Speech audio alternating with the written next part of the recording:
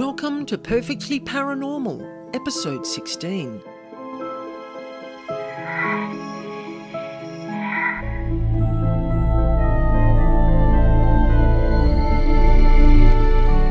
My name's Annaschmidt, and I'm here every week to share with you true paranormal encounters and information about devils, demons, and dark energy beings that no one else talks about. And today I'm answering a question from Nancy, who lives in Brighton in the UK. And Nancy asks, does hell exist? And I'm going to share my own opinion on this heated topic. Little joke there. Now let's kick off with one of my most eye-opening dark paranormal experiences, where I was given access to an out-of-bounds area in the outer fringe of the darker realms, into a place that I never knew existed, called the Hall of Souls.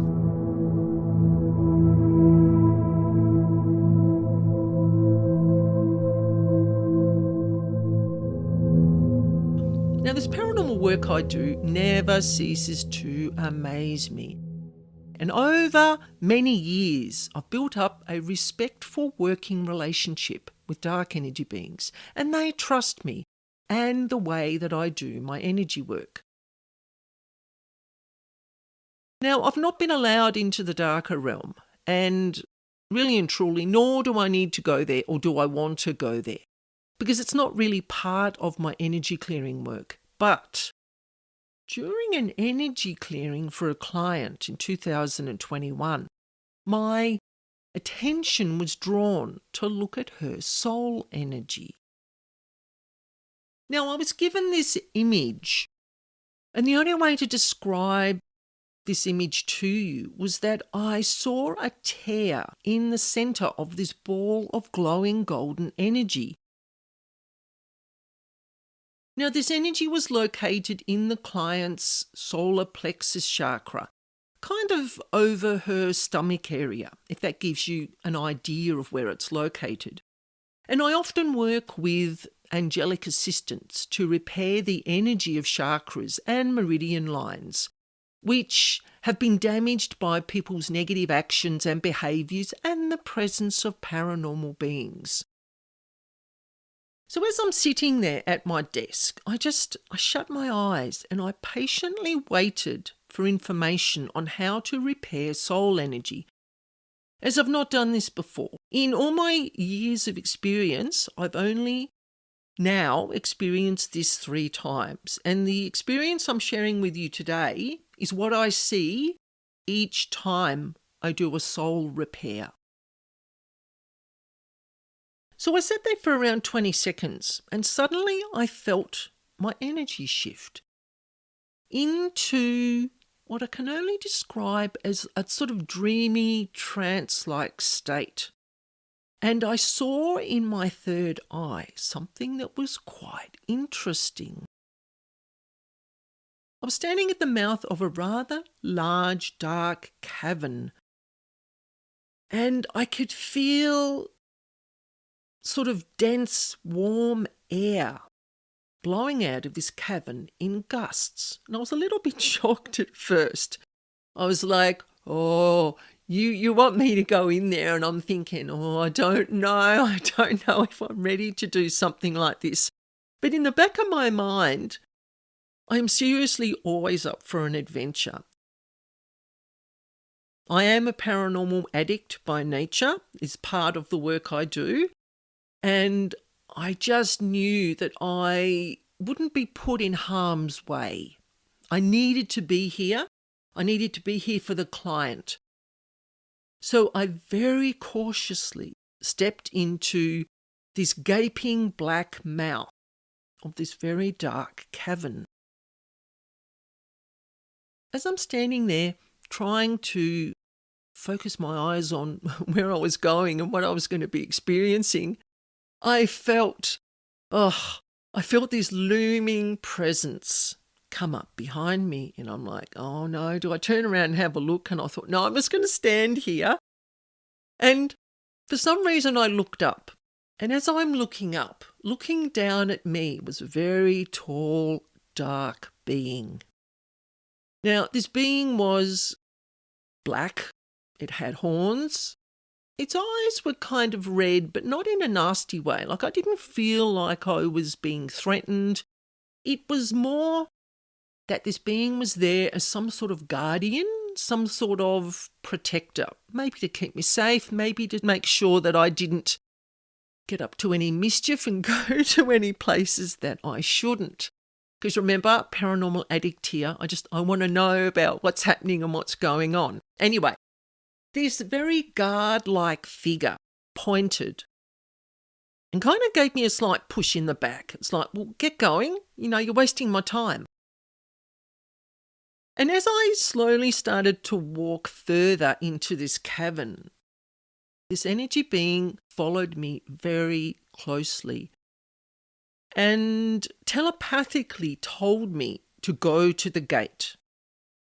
And as I go to the gate, I am to walk through it, not touch it. It was very, very precise about the instructions. Do not touch the gate. And I will talk about that later on at the end of the story. Otherwise, I get way too sidetracked. And he said to look down and walk silently, as this was an in-between place. It's the only word I can think of to describe it, where the living are not usually permitted. I kind of felt fear rise up inside me for an instant. But curiosity and my paranormal addiction outweighed my fear of where I was going and what I would find. So I walked on slowly with my eyes down. No sooner was I through that very large black gate than a chamber appeared on my left. And I kind of took a quick peek upwards, and above the chamber opening, carved in stone, were the words, Hall of Souls. Now, as I'm about to look down, at the entrance there stood this very dark, shadowy, kind of menacing looking figure with piercing red eyes. He kind of looked at me angrily as I looked at him, and then I looked down again. I thought, I better follow the rules while I'm here. I had so many questions, but I managed to keep my mouth firmly shut, and I waited quietly to see what would happen next. Now, after a time, a glass vial appeared, floating through the warm air, and it stopped in front of my face. Now, I'm looking down, but I can see sort of this golden glow sort of at my forehead height. And I slowly looked up at this vial. Now, I could see this dark energy being looking at me as I'm looking at this vial. And I'm thinking, what am I supposed to do with this?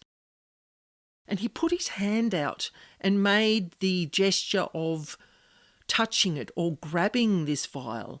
And he looked quite annoyed. So, again, I didn't say anything. I just calmly grasped this vial in my hand. And as I looked at it, I could see my client's name written at the top of a list of 5 other names, which I can only imagine would be her previous 5 lifetimes. Now, I stared at this vial, and inside, it's the most amazing thing, I can still see it today in my mind, was this moving slither of light. And as I looked closer at it, it looked like a very thin gold filament, like a filament of gold energy, and it was kind of moving and swaying really gently. Now, as I'm kind of mesmerised and hypnotised by looking at this swaying gold filament, the dark energy being behind me suddenly moved, and he kind of stamped his foot a little bit, and he broke that hypnotic gaze. And I turned suddenly and looked at him, and he gestured with a wave of a very long black arm for me to walk quickly and silently back towards the gate. And as I passed through that gate, I felt him very firmly shut it behind me. Without looking back, I just backtracked my way through the cavern to where I first entered. Now, once at the mouth of the cavern, I felt like I could breathe again.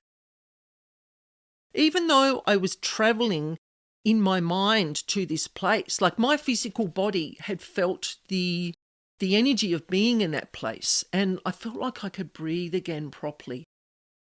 And in a flash, I felt this very sharp thud, and I was back in my physical body again, sitting at my desk.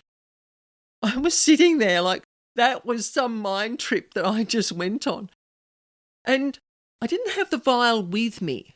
Seriously, it's not a solid, tangible object. But nonetheless, I could see it in my third eye. And I could see the client's name written in gold writing at the top.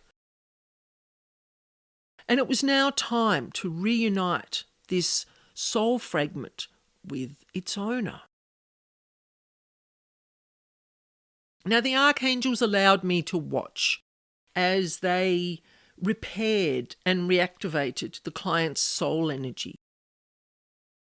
I visualized the client lying still as if asleep on a bed, and Archangel Raphael opened the vial and gently whispered a few words into the mouth of the vial, and this gold filament very slowly wafted out of the vial like a feather. It was kind of drifting through the room, and it settled onto the client's stomach area, onto their solar plexus area. And Archangel laid his hand over the filament, and as he did this, it sank into the chakra. And I'm looking at the client, and the client let out this really peaceful, sleepy breath, and the process was complete. I was like, wow. I was in one of my wow states when doing this energy work. This story is what I actually told the client, not quite with as many details as what I've told you today. And she was absolutely amazed. Regenerating torn soul energy is a fascinating aspect of my energy work. Clients have noticed quite significant changes in their well-being once this soul energy has been reunited, once their soul energy has been made whole again. Now, you're thinking this woman's living in woo-woo land. Look, I can't explain it to you any other way than the way I experienced it.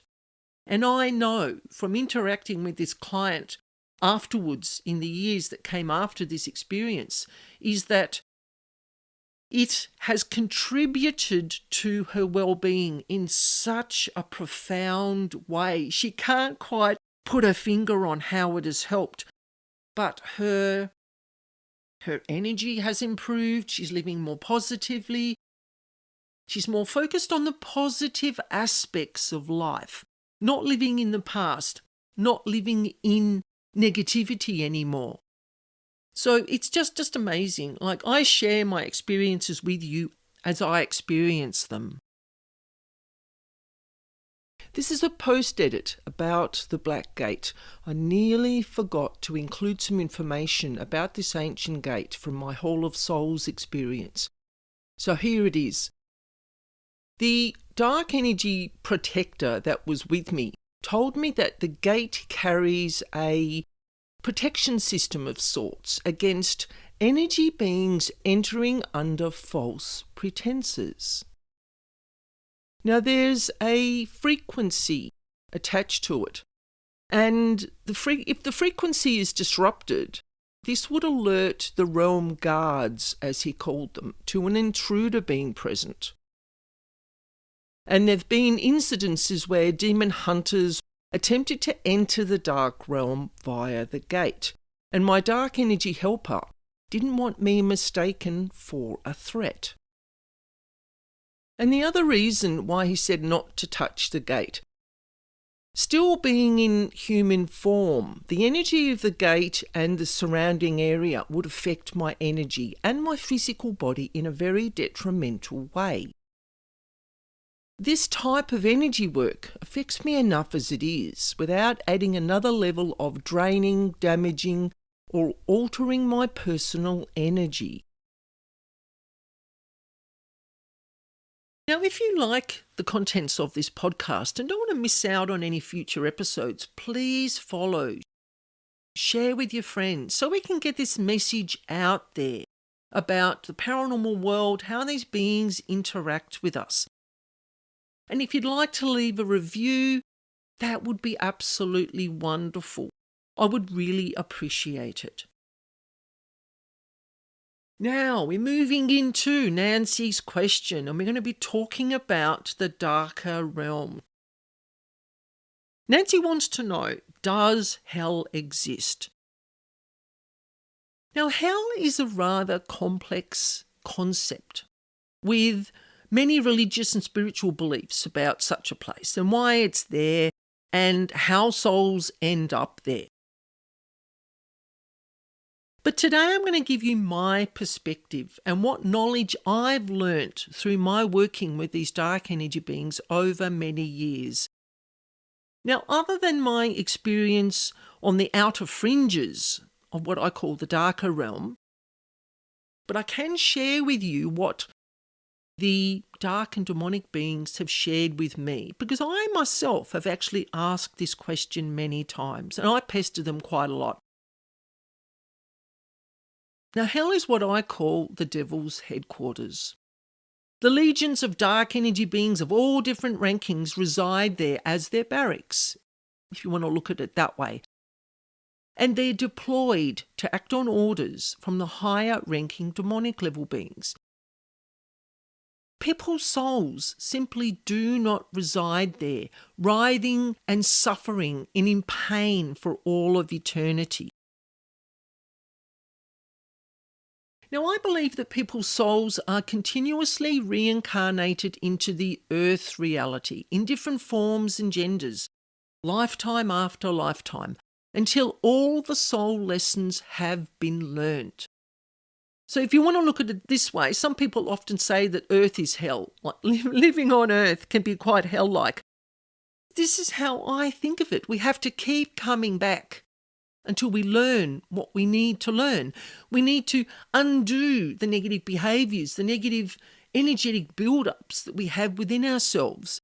And then the soul can sign off on its soul agreement or its contract and return to the point of creation.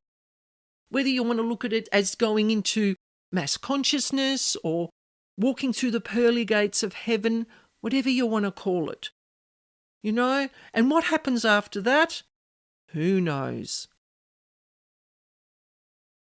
So in episode 17, we're looking at paranormal stereotyping, what it is, and how this widely held misconception can jade people's perceptions, and how often people who work in the paranormal industry can cop a lot of slack from those who simply don't understand what they're talking about. So thank you for joining me today, and don't forget to send me your paranormal questions and any stories you would love to share with the world. You can email me at spiritualbeing44@gmail.com. And for information on paranormal house clearing, you can visit my website. The address is in the description box. And I look forward to sharing this spooky space again with you next week. And remember, life is perfectly paranormal.